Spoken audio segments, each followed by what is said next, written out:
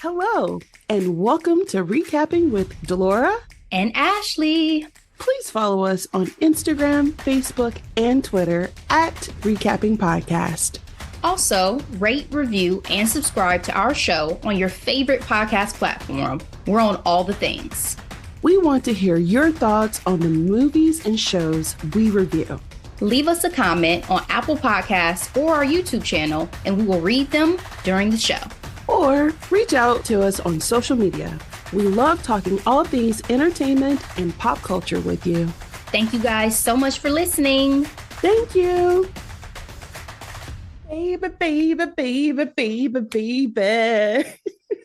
Baby, I love you. Ashley, we got some fun news literally hours ago to talk about. But before we get there, how are you doing today? I'm hanging in, trying to get a tan because I feel like I am super pale right now and I hate it. I don't know if y'all are with me this time of year. You look down at your feet and you're like, what is happening? And so I would love to get a little... Yes, sun-kissed. I like to stay as melanated as possible for the lighter hued folks out there. I know some of y'all can feel me. I was like, I got to at least let my feet out some. So I'm glad we starting to get some substantially warm temperatures to get a little bit of a permatan going. But otherwise, I'm fine. How are you? I mean, girl, you live in the sunshine state. I know, but even Dayton, even in Ohio, my hometown, it's the unseasonably warm weather. It's like, well, I guess I can pop out a toe when I come to town as well. Yeah, today was a beautiful day. Got a chance to enjoy it a little bit. But it's also a weird time of year because of the severe weather. Like we had tornado warnings until literally an hour ago. So I'm just like, that doesn't feel great. Right. Yeah. Yeah. So we are happy to be back, and we're happy that you all decided to join us in our conversation today. Ashley, let's go ahead and get into these headlines.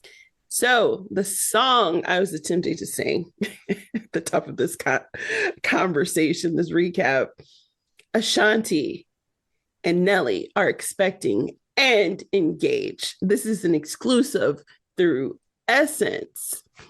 It says the Grammy-winning singer talks to Essence about expecting her first child with longtime love Nelly, who is officially her fiance. Ashley, there has been speculations for months now on whether or not she was preggo. But today, did you see her pregnancy announcement video? I did. So adorable. She was in Miami. So cute. But I was like, what is this stick that she's holding? So apparently, in this exclusive with Essence, they're co-owners of Prove, Proov, along with founder Amy Beakley, PhD. It is a diagnostic company that offers at-home tests to help individuals looking to conceive make it happen faster in a way that doesn't leave a large dent in their pocket. So I was like, what's that stick? That doesn't look like Clear one or clear blue. I said clear one, clear blue.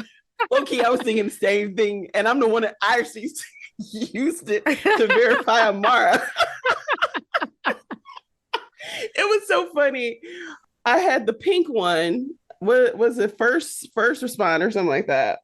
I am messing it all up. Forgive me, y'all. It's okay. Anyway. We ain't got no brand deals on here. It's okay. Exactly. Cut us a check and then we'll get it right.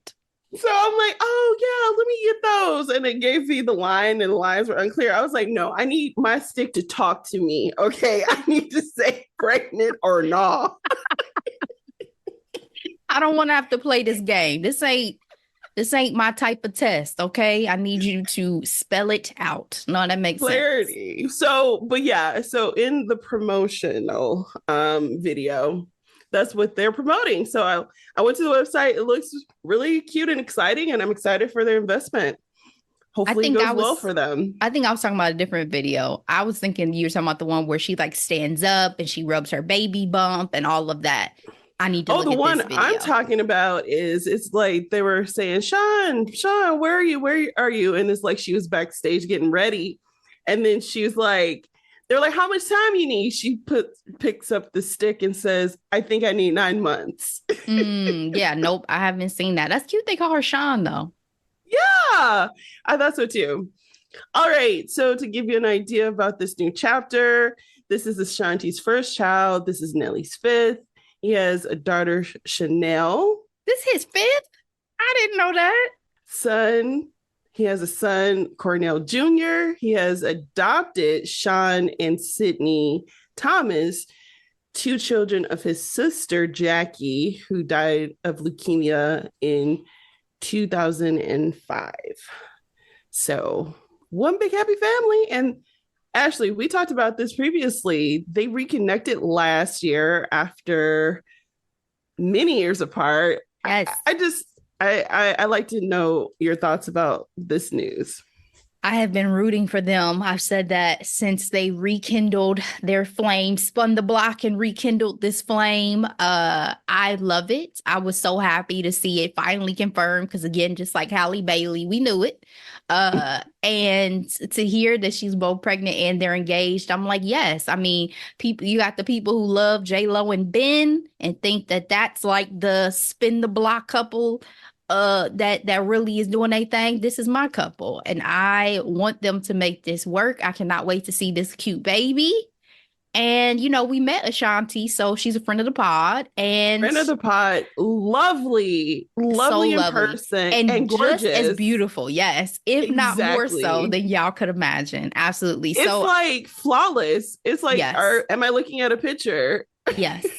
And so I just, I'm so excited for her and for them and for all of us who grew up in the heyday of the Ashanti era and Nelly era. This is fabulous. I agree. Congratulations to the happy couple. All right, let's go to our next headline. Ashley, the boys are fighting. And I'm referring to the rap Infinity War, Drake against everybody. We talked about this a little bit last week with J. Cole saying, yeah, I fought back to Kendrick, K. Dot, but then you know what? It doesn't feel well for my soul, so I'm going to drop it and live my best life. But Rick Ross was like, hold my beer. Apparently Drake did come out with a rebuttal, and it's quite unclear because people are making assumptions on whether or not it was AI generated, but apparently it is legit.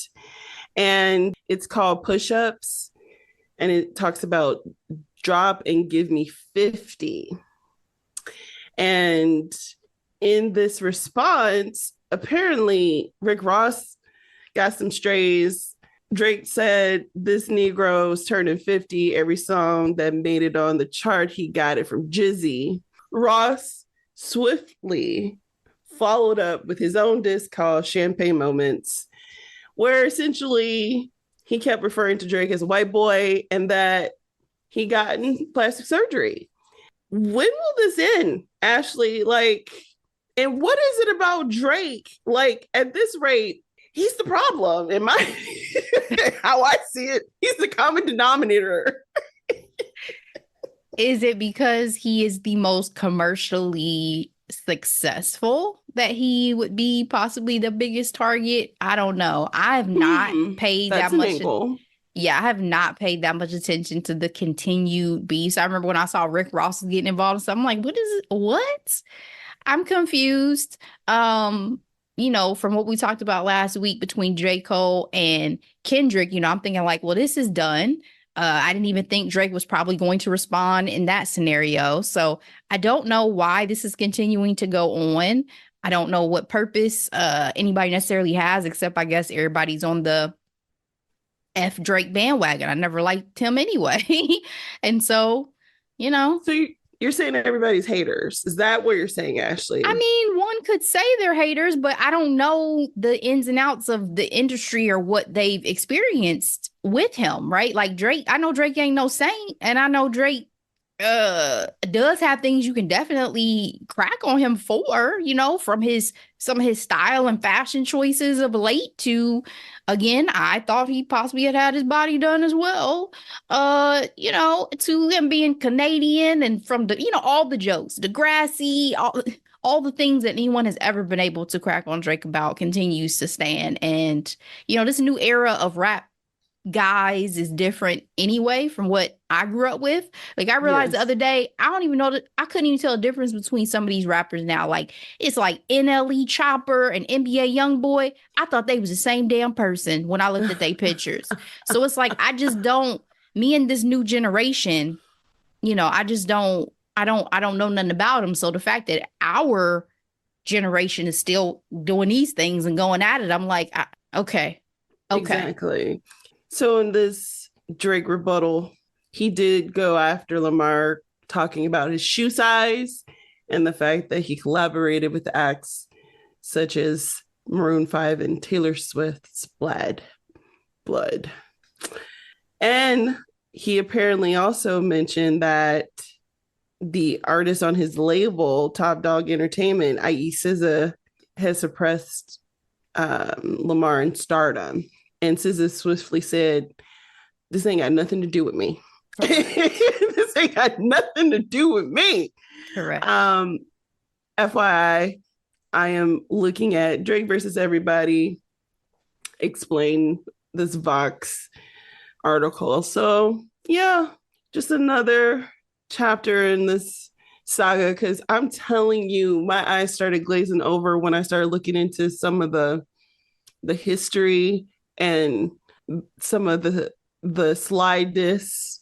I'm like, who is paying this close attention? And I don't know where I heard this from, but it made me laugh so hard. They said rap beefs is the equivalent of the Real Housewives for women. Rap beefs to men is like Real Housewives beef to women. And that tickled me so much. Yeah, I probably didn't say it eloquently enough earlier. I just don't care, That too. I That don't, too. none of what is this? None of it sounded good enough where I'm like, oh, oh, that was a bar, that was this, that was For that. None of it's me, moving me. it's like the fact that Ricky Ross and Drizzy are beefing. To me, some of their biggest hits are together. Like, so I'm like, where has the world gone to if this is the case? Yeah, I just don't care. Good luck to all of y'all.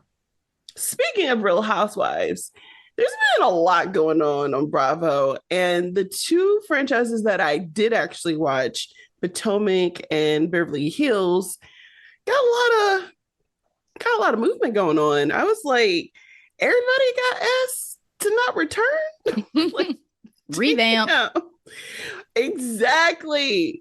So apparently, one of the Green Eyed Bandits, Robin Dixon, got fired. Now, she should have been fired a long time ago. She's one of the originals, but her storylines were so thin. And then when it were actually juicy, she wasn't forthright with it. I mean, some people may say, oh, it's her personal life, but you are also on a reality television show that exploits your relationship, and your husband is actually doing some foul sugar honey iced tea. You're going to need to feel some of this heat too. You know what I mean? Yeah. Yeah. And then Candace announced that she wasn't returning and promptly announced that she's having a baby, which low key seems like a wonderful idea not to be pregnant in that environment. I've never understood how, besides the check, Avi, they can sit on these shows and be around people they just cannot stand. Like I gotta film with you. Hate. Yeah, I gotta go on vacations with you. I gotta do a reunion show with you. Like, it would be difficult. And then to your point, some people really be going through stuff, right? Even we see that with like Selling Sunset. Amanza is probably the one who had the most real-ish going on in that show between her ex-husband and her health issues and all this stuff. And I'm like, but she got to sit on here and talk about this nonsense, silly drama going on between the girls. in the brokerage. Like, yeah, I Wearing don't. ridiculous outfits. Let's not forget Yes, about her health. Her health. that's what I said. I said between her husband, her But ex-husband, I and her health know, issues. but I'm just like the fact that I mean it still is a check, but I'm just Yeah, I think for her at least though, she's in like a environment with people that she genuinely is friends with. But some of these true. shows, I'm like, y'all go on here and y'all don't like near nobody. And that would be difficult. But again, it's money and it's like having to deal with coworkers you don't like. I guess that's how they look at it. So But you're paid not to like each other, which is a weird format. yeah, I mean, Um, sometimes I don't know if Housewives is quite as fake as like MTV reality shows of our day, like Laguna Beach and some of those were like some of those mhm. relationships were just completely produced. Mm. I don't know if it's that fake. All right, and moving on to Beverly Hills, which is one of my favorite franchises because these women are actually wealthy. You, are Potomac ladies not wealthy? I I don't mean, watch it. compared to all of them, not just Potomac, I do feel like there's more legit money in Beverly Hills than there is looking at New York, New Jersey, any of them, frankly. And with Potomac, some of them don't even live in Potomac. So I'm just like DC area. Okay, got it. Um, Crystal, the first Asian housewife in Beverly Hills. Crystal Khan Minkoff was essentially asked not to come back. And she gave a heartfelt thanks and talked about how important it was for her to be on the cast. And she looks forward to being on the show again. So there's a lot of moving pieces, Ashley, going on in Bravo. Have you watched any of these franchises? And if so, are you going to miss any of these ladies? I have not watched any Housewives series in years. I used to watch The OC back in the day. I used to watch Beverly Hills, Lisa, and their subsequent spinoff, Vanderpump Rules. And then Atlanta was my longest watch, right? I was heavily invested in Atlanta for a very, very long time. But I fell out of it just because I hated that it was just so focused on the pettiness versus the success and business acumen of a lot of the ladies that are on those shows. So I cannot say I will miss any of these people, but I will say that some of the drama, because it gets fed on social media, does sometimes try to reel me back into watching. Like everything that's been going on with Portia, I'm like, I may have to tune back into Atlanta because Exactly. I have got to know. And Simon out here, I don't He's know. a mess. Yeah, He's he seemed like a messy. weird dude to me. Yeah. Yeah. So with these two franchises I mentioned, these are the ones I watch. Crystal doesn't bring a lot to the table. She does not. So I think they'll be fine. Candace and Robin leaving, I think it's interesting because for Potomac in particular, it kind of became a bit of a good hair, bad hair scenario. Shout out to Spike Lee. The light skins against the brown skin girls, and Mm. it's ugly. And Still doing so, this in 2024, huh? girl, it's like we're black. We need to be together, Mm-hmm. whatever it is, right?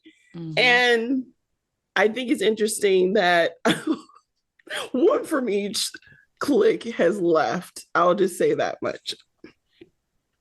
So more to come, I'm sure.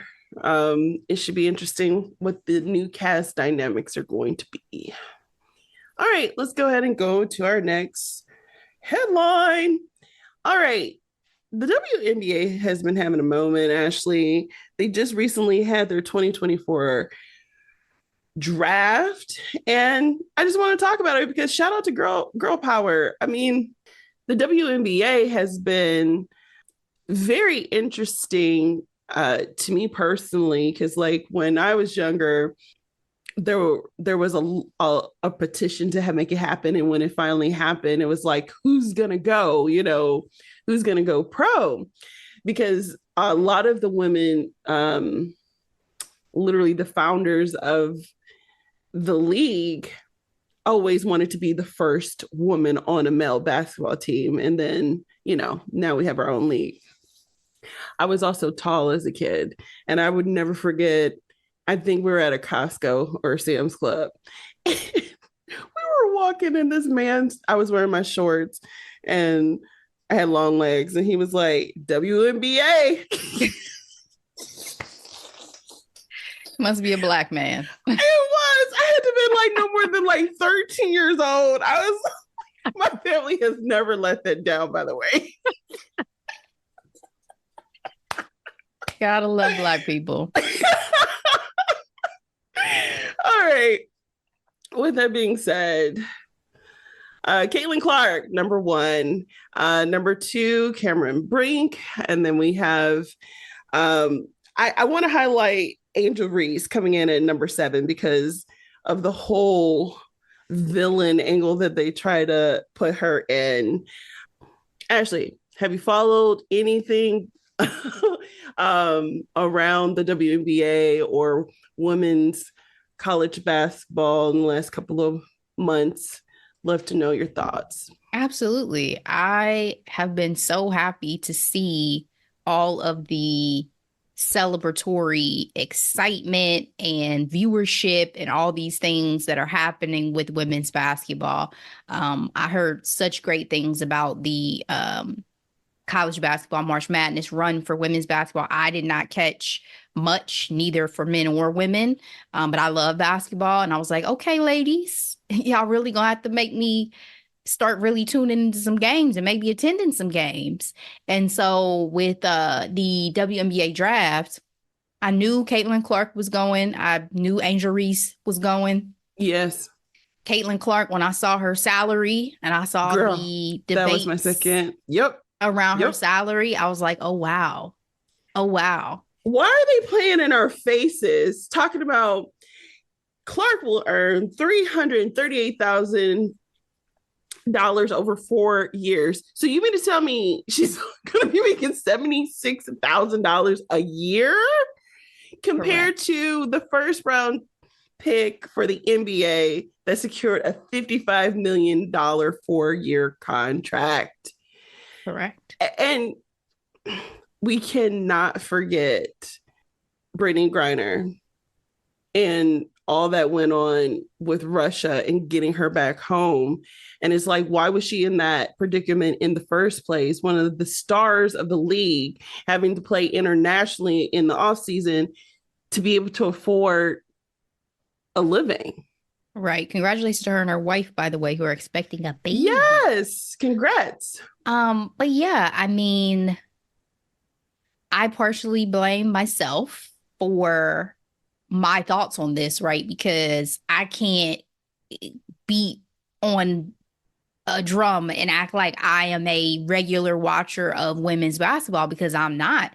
I don't watch a lot of sports the way that I used to, but I used to at least watch like more so women's tennis probably than anything when it comes to like women's sports. And so I partially blame myself that like I need to be more supportive of women's basketball and of women's sports to help with viewership and to help with, acknowledging and giving these ladies the monetary value that they deserve for the hard work they put in and for the show and performance that they put in, just like the men do. So like, I can't, like, I've had this conversation with my brother, with other guys who are like, I still watch more women's basketball than you. And I'm like, facts, like you do. So I can't blame anybody but me in terms of being partially responsible for not supporting them as well. So I'm going to do better as well. So Jamil Hill, shout out Detroit, well-known sports journalist, had a conversation, and she brought up several points that I thought was really fascinating. She pretty much said that it's important to, if you're going to compare the WNBA to the NBA, check and see what was going on around the same time. So I think we're around like 25, 26 years. What was the NBA doing at that time? And there was a significant shift at that time because you had the Magic and the Larry Bird dynamic. superstars to help bring attention to the league, which then has gone through major phases of, the Jordan era. And then after Jordan retired, the commissioner at the time was like, we ain't going to be a one person sport anymore. Because when you remember, because they went on strike and everything like that. And anyway, I think they're trying to build this up with the Caitlin Clarks and the Angel Reeses of the world. And so it should be interesting to see what type of momentum this draft class is going to have for the overall league. And it'll be fun. Absolutely. Rooting for y'all. Rooting and I saw for y'all. Serena Williams is interested potentially in purchasing a WNBA team. So there you go. Snaps. I mean, she is about that bag. I just like said. She said, I'm diversifying the portfolio. Just say to diversify in podcasts. Just say, there you go. Just say, if Kobe was doing some stuff, I'm doing some stuff. She is truly. Let's get into our hot topics. Ashley, on April 10th, at his Las Vegas home at the age of 76, OJ Simpson passed away. He had been diagnosed with prostate cancer. I'm looking at ESPN now. Apparently, he has been cremated, and there will be no public memorial planned. OJ Simpson rose to great heights through his college and professional football careers. He had a very large presence in pop culture, in his Hertz commercial, and just the myriad of cameos and movies he's been in. But he became infamous during the trial of his wife, Nicole Simpson, and Ron Goldman. And that trial alone, even leading up to that trial, that Bronco drive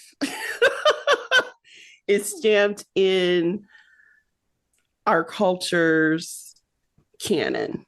He's the reason why I like the new Bronco. I still don't know if I would buy it, though.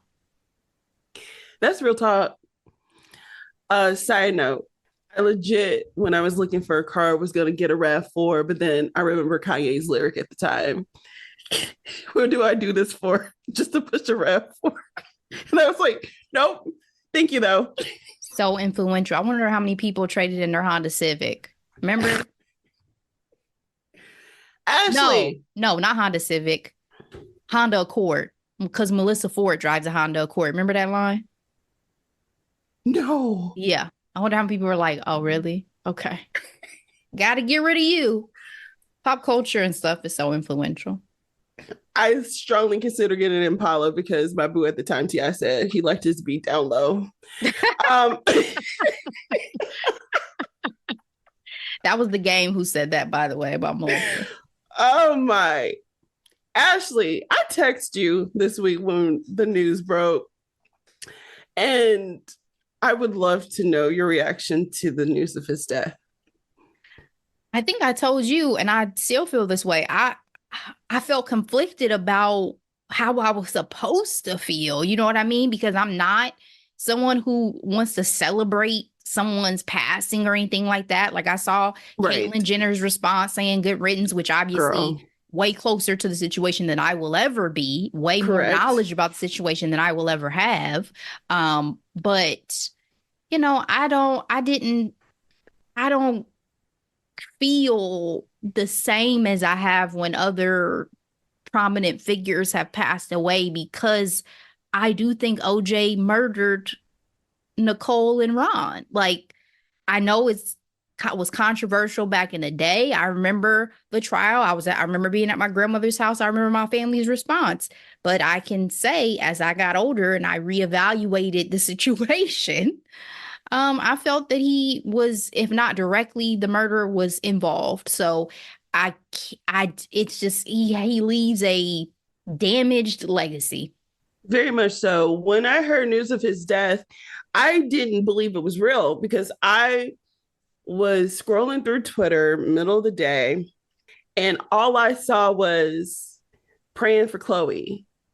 I hope Chloe's okay. And I was like, what is happening? And I kept scrolling and I couldn't find a viable outlet to confirm it. And when I did, I was like, yo, really? I didn't know he was sick. Apparently, No. you know, he had his family friends keep all his secrets, even post death, apparently. That's what I've read. Yeah, he made them Um, sign NDAs, they say. yeah, Is that legal post-death, though? I wonder. But if someone signed it, then what wouldn't it be legally binding? I don't know. I thought most things are moot after someone dies. I don't know. Who's gonna enforce it? His lawyer? I don't know. So yeah, that again, I can't, I'm not gonna celebrate, but I'm also I was not I wasn't sad. If I mean that's the best way to say it. Yeah, no, but it was just like, oh my goodness, one, he was an older man being 76 years old, but it was just very numbing. Huh, this is an end of an era. And I say that because That's obviously true. he got in trouble for the court case, but he then got in trouble for stealing and kidnapping the person who had his memorabilia. And then he wrote Um, a book. If I did it, this is how I would have done it. yeah, That's disgusting. I just wanted to also bring up pieces of pop culture that reference him that is just legit really good. People versus OJ Simpson, American Crime Story. That's where my cousin won his first Emmy. Shout out to Sterling K. Brown. Made in America. That 30 for 30 documentary was one of the best documentaries I think I've ever seen in my entire life. 30 for 30 goes hard.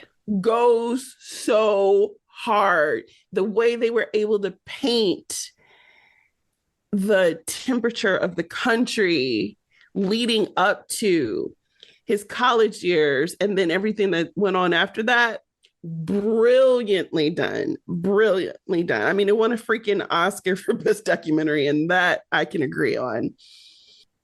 Jay-Z song, I'm not black, I'm OJ. The fact that this Negro said this and we still backed him. It definitely shows where we were as a people. We are forgiving as a people, though, in general. But it's not But even just that. It's like, one of those things like we can talk about them, but y'all can't talk about them. It's like yeah, this is a in the house family conversation. I feel you. He may be showing his ass out in these streets, but we'll take care of that. It ain't for y'all to take care of that.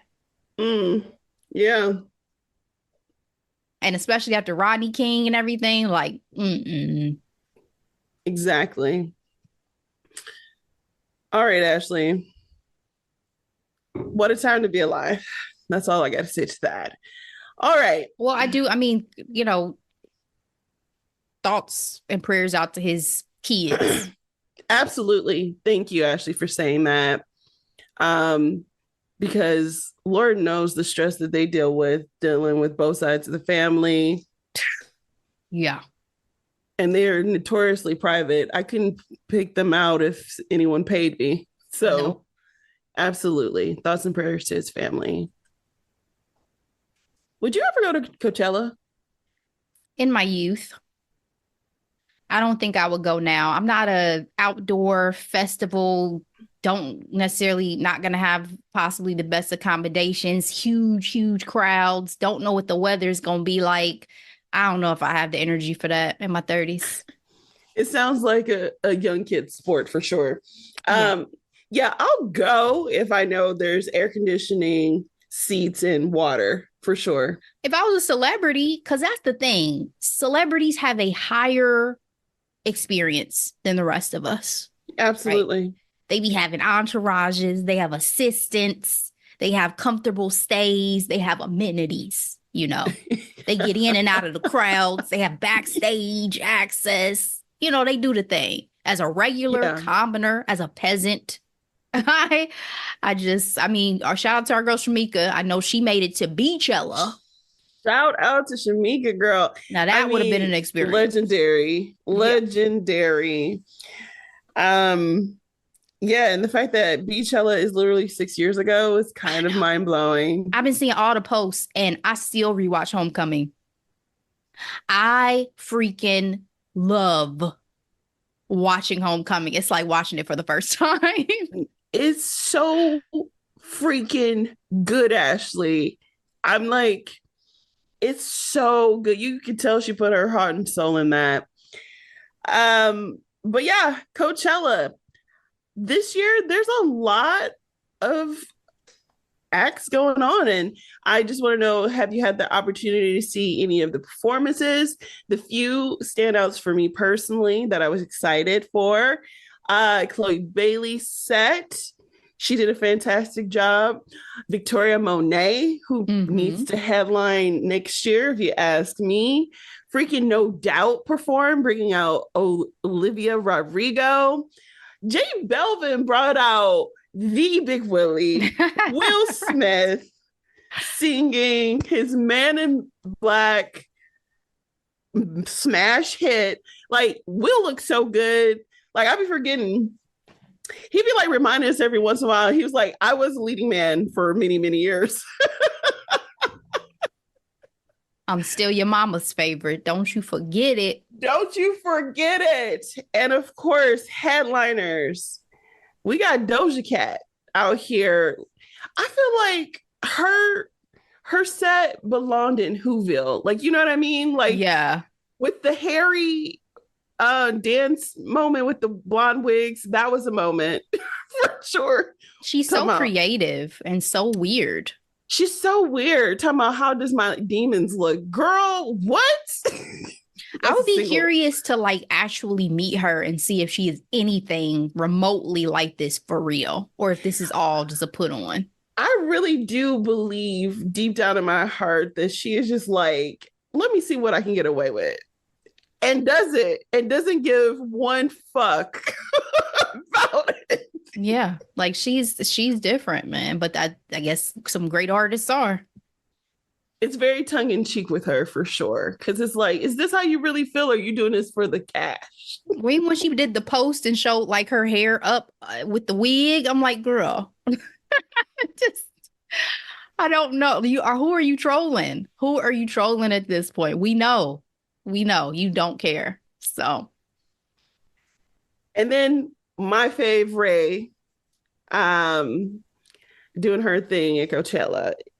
How about you? Anything stood out for you?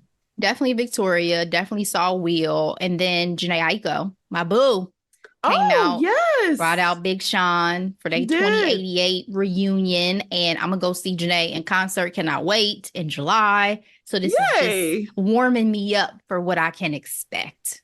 Absolutely. And then Kesha came out during Renee Rapp's performance, and in her iconic TikTok song, Waking Up Feeling Like P. Diddy, she's like, waking up FPD, or she said FP Diddy. That's what she says. So shout out to her in that lyric change there. Fashion. Are you impressed with the fashion that goes on during Coachella? I wouldn't say impressed. I mean, it's always fun. It's always interesting to see what the stars and the celebs and everybody pulls out. It's always very, hipster chic and boho. Yeah. Yes. All the things. But they be looking good, though. The queen of Coachella ain't showing up this year because she preggo. I'm talking about Vanessa Hudson. Yeah. But she still posted throwback pictures. And I'm like, Vanessa, you are so funny. I love it. People are making a big deal about Justin Bieber and Jaden Smith hugging. Did you see that? Well, it doesn't matter. They didn't hug. Jaden humped him, and then Justin Bieber kissed that man on the neck. So, or cheek or neck, whatever. It was an intimate moment. It was intimate. Do I think they're fucking? No, but it was an intimate moment. They've known each other probably forever. Yeah. So I just think, you know, again, people kind of oftentimes when it comes to men doing things, if two women had done that, it would never be a headline, right? It's because it's two young men who are showing this level of affection that there's even a conversation. But if they were fucking, it's none of our business. So, and of course, people making a big deal over Taylor Swift and Travis Kelce showing oh my up God. for Lana Del Rey's set. Jesus. Like, okay. Y'all have really turned me into a Taylor Swift hater, and I hate that because I'm not a hater. I don't hate her, but it's like, can I breathe? I'm glad. No, I don't hate her, but I am a hater because every time I see her, I scroll past. But what I mean is, can I breathe? Is because she had such a chokehold in 2023, and she's about to get a lot of momentum in a couple of days because her album's about to drop. So we'll see. We'll see. Do you think it's going to have as much buzz around it as Cowboy Carter? Probably because her fans are gonna eat that shit up. I mean, it ain't gonna be hopefully be on my timeline, but I'm sure they will. It'll probably be on mine, but they will hype that ish up. But I was about to say, this is how much of a Taylor hater I am. I've been watching like all of the live performances, type concerts, like Apple TV has done them. They've been available on Disney Plus, all of that. When I saw Taylor's was available, I said, ain't no fucking way. I'm watching that, you know what, to give her any more views. Hater. I feel you, but I'm not gonna lie. I have considered it because it's kid friendly. That is the only reason why. I tried to show Amara Black is King at a very young age, and it didn't really register. Obviously, it was pretty colors and things like that, but she, lyrically, Beyonce likes to curse. I can't always play her stuff. Yeah. But I feel you. Yeah, I was like, I can't do it. Like, I physically cannot push play. So I'm gonna do better. I just need her to stay off my timeline for a little bit. So that's it. Also, Doja Cat had a freaking dinosaur fossil following her on stage. Sis, what are we doing here? Always weird. All right, Ashley. Anything else? Nope. What are we recapping next week? It is time to recap what is going to go down as one of my favorite shows of the year. I have watched this show repeatedly on Netflix, and that is The Gentleman, starring Dolores Boo, Theo James. My boo. It's dangerous. Like, Jesus. He is a good-looking man. Ain't no doubt about that. This is lips. Literally, I don't know if y'all who are listening are getting all of the new upgrades to y'all videos, but literally just had the balloons. So there you go, Theo. There you go. It's meant to be. Even Zoom loves you. But yeah, this is a great ensemble cast. It is such a interesting ride. We're going to get into all things Eddie, Freddie, Susie, Bobby. I didn't realize how many of them have names like that. I'm sure it's intentional. Yeah. But fuck Bobby. I mean, I'm sorry. Freddie. Fuck Freddie. Yeah. All day, every day. We gonna get into it for sure. So you guys come back and listen to that recap because I can't wait. Can't wait. All right, guys. Well, that is it for this episode. Thank you for sticking with us for our pop culture playground, whatever we want to call these episodes. It's been fun. Like I said, come back and join us. Please share this episode with your friends, family, loved ones. We appreciate it. We'll be back. But in the meantime, be blessed. Bye.